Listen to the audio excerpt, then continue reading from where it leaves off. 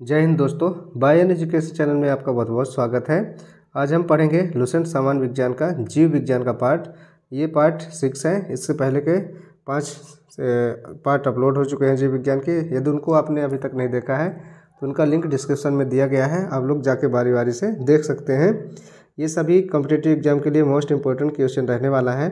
यदि चैनल पर पहली बार आए हैं, चैनल को सब्सक्राइब कर लीजिए, वीडियो को लाइक करिए और अपने दोस्तों में शेयर करिए। तो चलिए देखते हैं आज का पहला क्वेश्चन कौन सा है। क्वेश्चन कह रहा है, ग्रीन हाउस गैसों की संकल्पना किसने की थी। आपके ऑप्शन है ए सीसी पार्क ने, ऑप्शन बी JNN जेफर्स ने, ऑप्शन सी जोसेफ फ्लोरियर ने, या ऑप्शन डी एल जाबलर ने। तो इसका सही जवाब हो जाएगा ऑप्शन बी JNN जेफर्स ने। ठीक है, नेक्स्ट क्वेश्चन में चलते हैं। हरित गृह प्रभाव जो ग्रीन हाउस पर इफेक्ट होता है उसका क्या अर्थ होता है। आपके ऑप्शन है ए वायुमंडल में ग्रीन हाउस गैसों के घनीकरण के कारण वायुमंडल के तापमान का बढ़ना, ऑप्शन बी बढ़ते हुए तापमान में सब्जियों तथा फूलों का उत्पादन, ऑप्शन सी शीशे के मकान में खाद्य फसलों का उत्पादन, या ऑप्शन डी उपरोक्त में से कोई नहीं। तो इसका सही जवाब हो जाएगा दोस्तों ऑप्शन बी बढ़े हुए तापमान में सब्जियों तथा फूलों का उत्पादन। नेक्स्ट क्वेश्चन में चलते हैं। निम्न समुच्चय में से कौन सी गैस ग्रीन हाउस प्रभाव के लिए अत्यधिक महत्वपूर्ण है। ऐसा बताना है कि निम्न जो गैसें हैं कौन सी हैं जो ग्रीन हाउस जो प्रभाव होता है उसके लिए महत्वपूर्ण योगदान निभाती हैं। आपके ऑप्शन है A carbon dioxide, methane, chlorine, nitric oxide, option B nitric oxide, methane, ethane, chlorofluorocarbons, option C carbon dioxide, methane, nitrous oxide और जलवाष्प, या option D carbon monoxide, sulphur dioxide, methane और जलवाष्प। इसका सही जवाब हो जाएगा option B nitric oxide, methane, ethane और क्लोरोफ्लोरोकार्बन। तो नेक्स्ट क्वेश्चन में चलते हैं। निम्नलिखित में से कौन सी प्राकृतिक रूप से पाई जाने वाली ग्रीन हाउस गैस सर्वाधिक ग्रीन हाउस इफेक्ट करती है। तो सबसे ज़्यादा ग्रीन हाउस प्रभाव करने वाली गैस कौन सी है।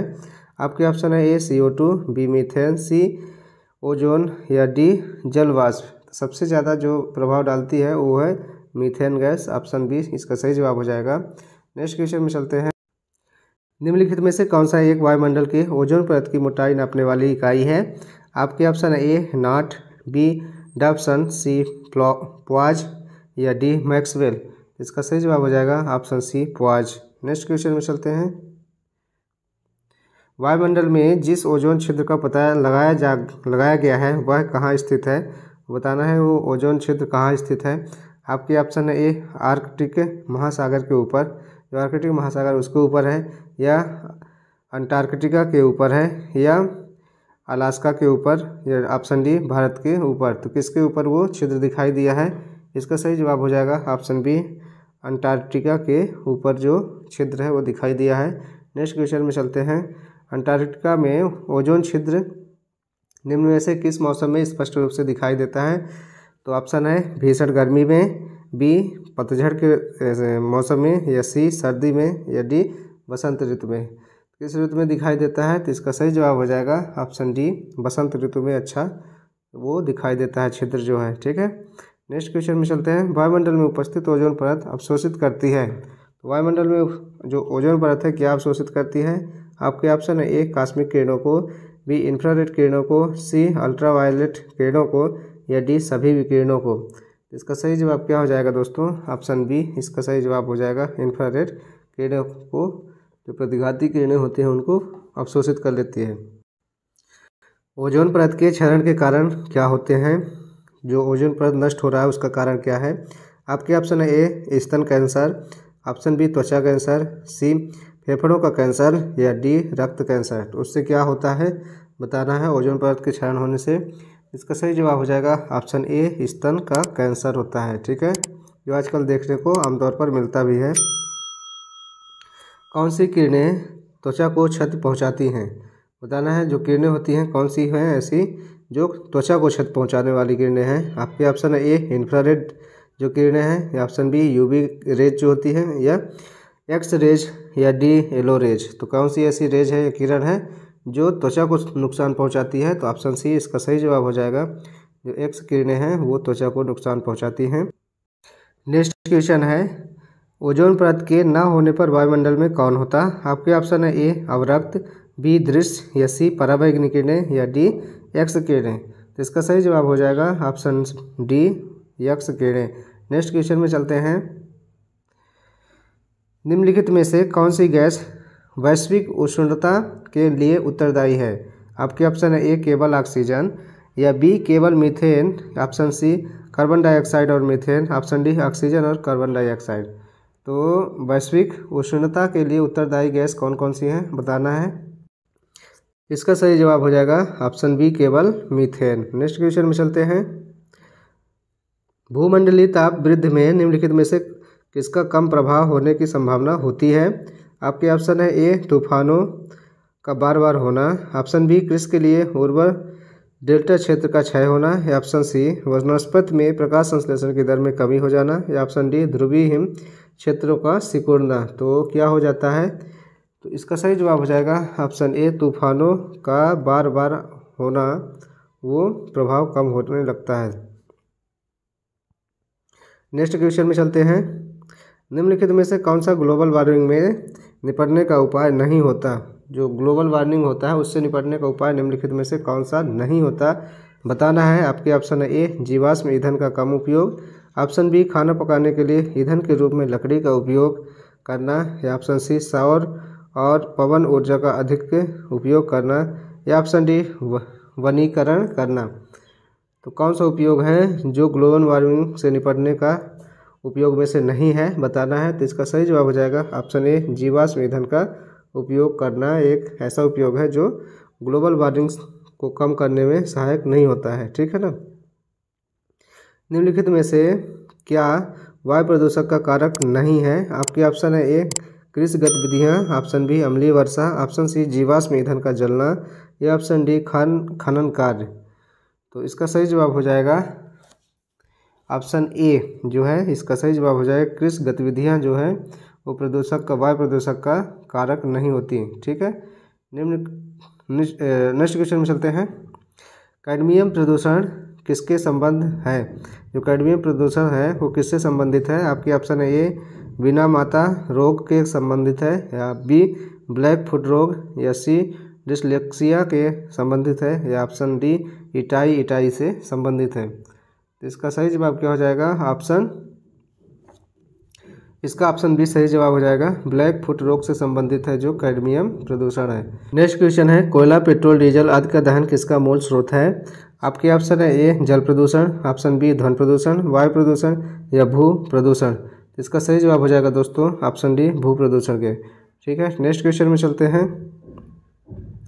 सल्फर डाइऑक्साइड का प्रदूषण निम्नलिखित में से किसके अत्यधिक वृद्धि होने से का सूचक है? तो किसका अत्यधिक वृद्धि होने का सूचक है सल्फर डाइऑक्साइड का प्रदूषण?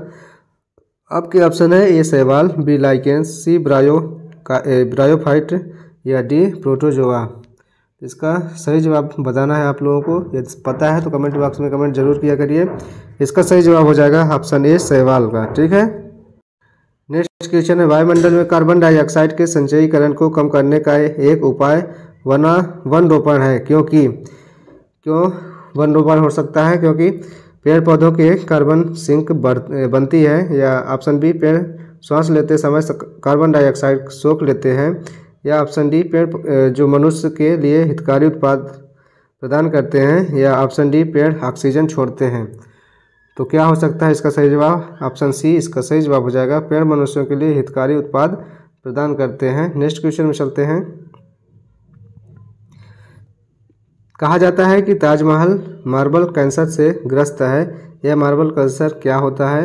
आपके ऑप्शन ए निकटस्थ उद्योगों से ताजमहल में धुआं भरना, ऑप्शन बी निकटस्थ जो ताजमहल के मार्बल में बड़ी संख्या में कवक लग जाना, या ऑप्शन सी कज्जल कणों के कारण मार्बल का पीला होना, ऑप्शन डी अम्लीय वर्षा जो मार्बल का क्षरण करती है। तो किससे प्रभावित है जो ताजमहल है? तो इसका सही जवाब हो जाएगा ऑप्शन बी, ताजमहल के मार्बल में बड़ी संख्या में कवक लग गए हैं, वो इसलिए किससे ग्रस्त है? मार्बल कैंसर से। ठीक है। नेक्स्ट क्वेश्चन में चलते हैं। निम्नलिखित में से कौन सा एक वायु प्रदूषक मानव एक के हीमोग्लोबिन के साथ संयोजित होकर ऑक्सीजन ले जाने की इसकी क्षमता को कम कर देता है, जिससे श्वासरोध होता है और मृत्यु भी हो जाती है। मतलब श्वास में अवरोध उत्पन्न होता है और मानव की मृत्यु हो जाती है।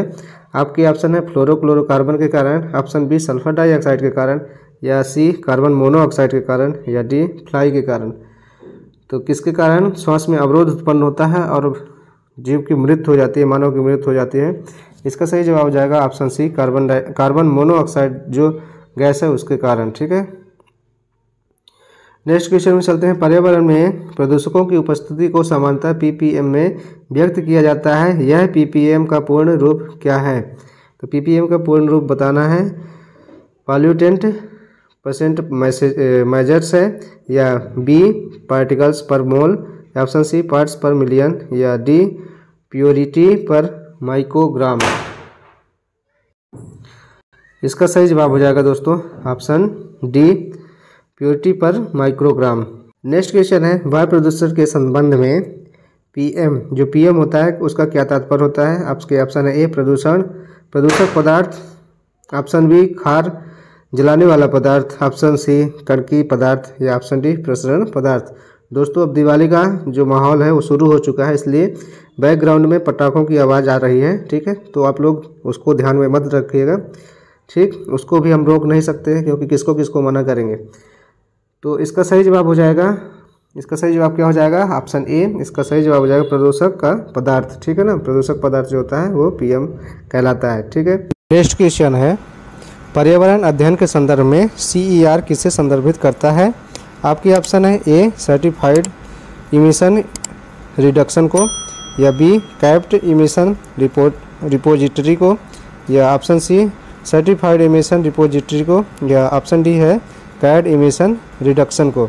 तो किसे संदर्भित करता है? इसका सही जवाब हो जाएगा दोस्तों option A certified emission reduction को यह क्या करता है? संदर्भित करता है। नेक्स्ट क्वेश्चन में चलते हैं।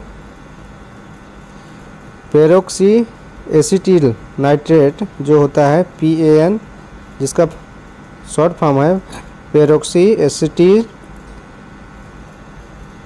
नेक्स्ट क्वेश्चन है, पेरोक्सी एसिटिल नाइट्रेट जिसको हम शॉर्ट फॉर्म में क्या बोलते हैं? PAN क्या होता है? आपके ऑप्शन इस प्रकार हैं, एसिडिक डाई, ऑप्शन बी पादप हार्मोन्स, ऑप्शन सी गौण प्रदूषक, या ऑप्शन डी विटामिन। तो क्या होता है? इसका सही जवाब हो जाएगा ऑप्शन सी गौण प्रदूषक होता है। ठीक है, नेक्स्ट क्वेश्चन में चलते हैं। निम्नलिखित में किस विकल्प का अर्थ है कि कोहरा जो धुएं से मिलकर प्रदूषित हो गया है? तो किसका अर्थ होता है कि जो कोहरा होता है धुएं से मिलकर प्रदूषित हो गया है? स्कांक का, ऑप्शन बी प्रदूषक का, ऑप्शन सी स्लांग का, या ऑप्शन डी स्मांग का। किसका मतलब होता है? इसका सही जवाब हो जाएगा दोस्तों ऑप्शन डी स्मांग का मतलब है कि जो कोहरा है धुएं से मिलकर प्रदूषित हो गया है। ठीक है, नेक्स्ट क्वेश्चन में चलते हैं। पृथ्वी शिखर सम्मेलन हुआ था, जो पृथ्वी शिखर सम्मेलन है वो कहाँ हुआ था आपको बताना है। आपके ऑप्शन है ए शिकागो में, बी एडिलेड में, या सी रियो डी जेनेरियो में, या डी लंदन में। तो कहाँ हुआ था? इसका सही जवाब हो जाएगा option C Rio de Janeiro में हुआ था। नेक्स्ट क्वेश्चन में चलते हैं। जो क्योटो प्रोटोकॉल है वो क्या होता है? आपके ऑप्शन है ए यह अम्लीय वर्षा को कम करने के उपाय करने के लिए देशों के बीच करार होता है, ऑप्शन बी यह प्रदूषण नियंत्रण के लिए वृक्षारोपण करने के लिए उपाय के लिए देशों के बीच करार होता है, ऑप्शन सी यह न्यूक्लियर ऊर्जा का उपयोग शुरू करने के लिए देशों के बीच करार होता है, और ऑप्शन डी क्या कह रहा है? यह ग्लोबल वार्मिंग को कम करने के लिए उपाय के लिए देशों के बीच करार होता है। तो किसको कम करने के लिए दो देशों के बीच का करार होता है? तो इसका सही जवाब हो जाएगा ऑप्शन डी ग्लोबल वार्मिंग को कम करने के उपाय करने के लिए देशों के बीच का करार होता है। इसमें कई सारे देश आपस में मिले होते हैं। ठीक है, नेक्स्ट क्वेश्चन में चलते हैं। क्योटो प्रोटोकॉल किस वर्ष में प्रभावी हुआ था? किस वर्ष में सबसे ज़्यादा प्रभावी हुआ था क्योटो जो प्रोटोकॉल है? आपके ऑप्शन है ए 2005 में, 1997 में, या 2000 में, या 2002 में। तो इसका सही जवाब हो जाएगा ऑप्शन ए 2005 में। ठीक है, नेक्स्ट क्वेश्चन में चलते हैं। मॉन्ट्रियल प्रोटोकॉल किससे संबंधित है? आपके ऑप्शन है ए ओजोन परत के क्षय को रोकने से संबंधित, ऑप्शन बी फोटोकेमिकल स्माग के संबंधित है, या ऑप्शन सी अम्ल वर्षा से, या ऑप्शन डी ग्लोबल वार्मिंग से संबंधित है। तो किससे संबंधित है? इसका सही जवाब हो जाएगा ऑप्शन ए ओजोन परत के क्षय को रोकने से संबंधित है। ठीक है, नेक्स्ट क्वेश्चन में चलते हैं। वातावरण में क्लोरोफ्लोरोकार्बन उत्सर्जन पर संबंधित प्रतिबंध लगाने संबंधित प्रथम प्रोटोकॉल कहाँ बना था? आपके ऑप्शन है ए मॉन्ट्रियल में, बी ओसाका में, सी जेनेवा में, या डी फ्लोरिडा में। तो कहाँ बना था ये प्रोटोकॉल? तो इसका सही जवाब हो जाएगा ऑप्शन ए मॉन्ट्रियल में। नेक्स्ट क्वेश्चन में चलते हैं। मॉन्ट्रियल सम्मेलन 1987 में कौन सा बड़ा फैसला लिया गया था? जो मॉन्ट्रियल सम्मेलन हुआ था 1987 में, उसमें कौन सा एक बड़ा सा जो है फैसला लिया गया था? आपकी ऑप्शन है ए विकसित देश 2000 तक पूरी तरह से CFC जो कार्बन मोनोऑक्साइड है, क्लोरोफ्लोरोकार्बन है। नेक्स्ट क्वेश्चन है मॉन्ट्रियल सम्मेलन 1987 में कौन सा बड़ा फैसला लिया गया था? आपके ऑप्शन है विकसित देश 2000 तक पूरी तरह से CFC क्लोरोफ्लोरोकार्बन उत्पादन पर प्रतिबंध लगाएंगे, ये वहाँ फैसला लिया गया था, या फिर विकसित देश 2010 तक पूरी तरह से CFC उत्पादन पर प्रतिबंध लगाएंगे, या ऑप्शन सी क्या कह रहा है विकासशील देश 2000 तक पूरी तरह से CFC उत्पादन पर प्रतिबंध लगाएंगे, या ऑप्शन डी कह रहा है विकासशील देश 2020 तक पूरी तरह से CFC उत्पादन पर प्रतिबंध लगाएंगे। तो वहाँ सबसे बड़ा फैसला क्या लिया गया था ये हमको चयन करके बताना है। तो इसका सही जवाब हो जाएगा ऑप्शन ए जो है विकसित देश 2000 तक पूरी तरह से CFC उत्पादन पर प्रतिबंध लगाएंगे, ये फैसला लिया गया था। ठीक है, नेक्स्ट क्वेश्चन है कार्टाजेना प्रोटोकॉल का संबंध किससे है?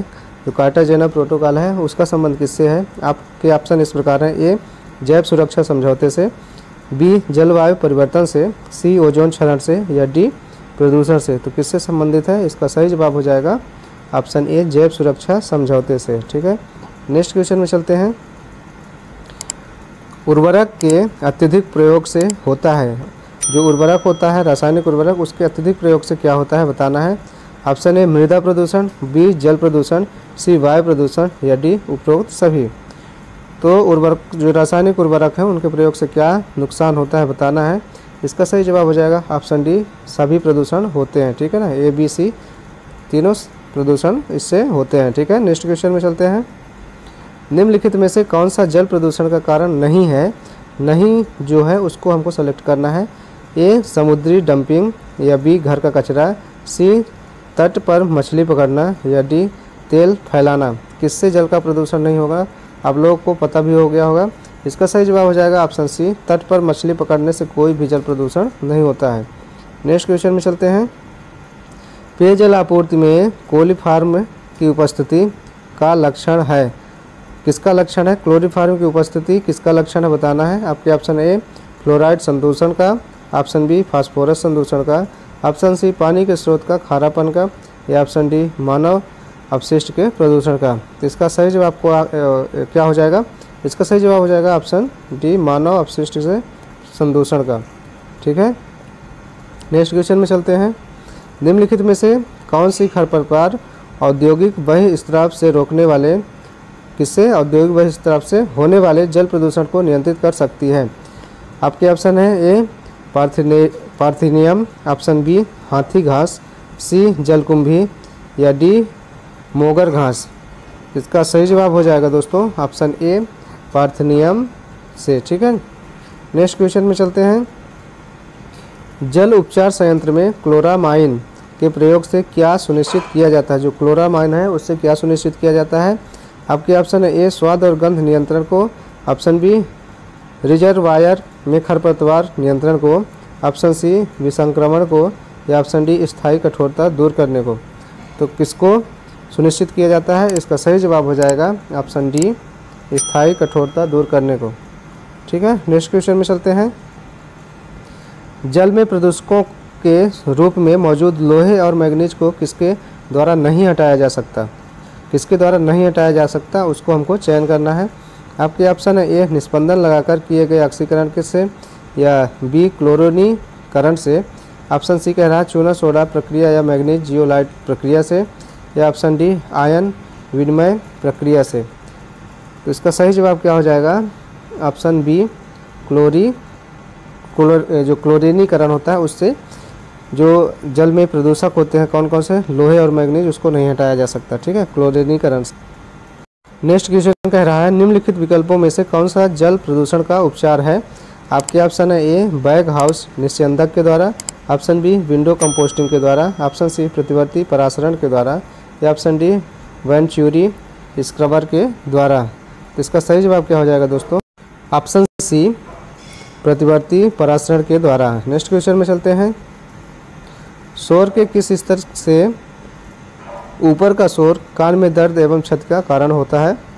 तो कितने स्तर का शोर जो होता है वो कानों और कान में दर्द एवं क्षति का कारण हो सकता है? कितने डेसिबल का शोर होना चाहिए? या उससे ऊपर जाने पर हमको नुकसान ही करता है? आपके ऑप्शन है ए लगभग 80 decibel, option B 130 decibel, option C 150 decibel, या लगभग 180 डेसिबल। कितना होना चाहिए या किससे ऊपर जाने पर हमारा नुकसान होता है? तो इसका सही जवाब हो जाएगा ऑप्शन बी 130 डेसिबल जो शोर होता है वो क्षति का कारण होता है। ठीक है ना। और मिनिमम कितना होना चाहिए? 80 डेसिबल तक हमारा सहन शक्ति होती है। ठीक है, जो नॉर्मल सहने की शक्ति होती है। ठीक, नेक्स्ट क्वेश्चन में चलते हैं। निम्नलिखित में से कौन सा ध्वनि प्रदूषक का प्रभाव नहीं है? आपके ऑप्शन है ए पशुओं की मौत, ऑप्शन बी ओजोन क्षय, ऑप्शन सी उच्च रक्तचाप, या डी कर्णनाद। इसका सही जवाब क्या हो जाएगा? ऑप्शन बी ओजोन क्षय जो होता है वो ध्वनि प्रदूषण का प्रभाव नहीं है। नेक्स्ट क्वेश्चन में चलते हैं। निम्नलिखित में से कौन सा ध्वनि प्रदूषण का एक प्रभाव नहीं है बताना है। आपके ऑप्शन है उच्च रक्तचाप, ऑप्शन बी त्वचा रोग, ऑप्शन सी श्रवण ह्रास, या ऑप्शन डी टिनिटस। इसका सही जवाब क्या हो जाएगा? ऑप्शन बी इसका सही जवाब हो जाएगा त्वचा रोग। ठीक है, इससे प्रभावित नहीं होता है। ठीक है, नेक्स्ट क्वेश्चन में चलते हैं। हठीले कार्बनिक प्रदूषकों का परिवहन ज़्यादातर किसके द्वारा किया जाता है? आपके ऑप्शन है ए जानवरों और पक्षियों के द्वारा, ऑप्शन बी मनुष्य के द्वारा, ऑप्शन सी हवा और पानी के द्वारा, और ऑप्शन डी पौधों के द्वारा। इसके सही जवाब हो जाएंगे ऑप्शन सी हवा और पानी से। ठीक है, नेक्स्ट क्वेश्चन है कौन से कचरे में एक कार्बनिक अपशिष्ट होता है बताना है। आपके ऑप्शन है ए प्लास्टिक बैग में, ऑप्शन बी धातु में, सब्जी के छिलके में, या डी ग्लास में। तो जो कार्बनिक अपशिष्ट किस में होता है बताना है। इसका सही जवाब हो जाएगा ऑप्शन सी सब्जी के छिलके में। ठीक है, नेक्स्ट क्वेश्चन में चलते हैं। निम्नलिखित में से कौन सा बिजली उत्पादन का एक पर्यावरण के अनुकूल ढंग नहीं है? आपके ऑप्शन है A thermal power, B solar power, C wind energy, या डी जैव अपशिष्ट। जो अनुकूल नहीं है किसके? पर्यावरण के, मतलब पर्यावरण को नुकसान पहुंचाएगा यदि हम उससे बिजली उत्पन्न करेंगे तो बताना है। इसका सही जवाब हो जाएगा ऑप्शन ए थर्मल पावर जो है बहुत प्रदूषण फैलाता है और नुकसान भी पहुंचाता है। ठीक है, नेक्स्ट क्वेश्चन है जैव आवर्धन या जैव संचय का कारण क्या है? आपके ऑप्शन है A ozone, B organochlorine, option C lichen, या ऑप्शन डी प्रोटीन। तो इसका सही जवाब क्या हो जाएगा दोस्तों? Option B organochlorine. Next question में चलते हैं। निम्नलिखित में से कौन सी समस्या पर्यावरण संबंधी नहीं है? आपके ऑप्शन है ए वन रोपण, ऑप्शन बी अम्लीय वर्षा, ऑप्शन सी भोजन का आनुवांशिक संशोधन, और ऑप्शन डी जैव विविधता की हानि। इसका सही जवाब क्या हो जाएगा? ऑप्शन ए वन रोपण। ठीक है, अब चलते हैं आज के लास्ट क्वेश्चन में।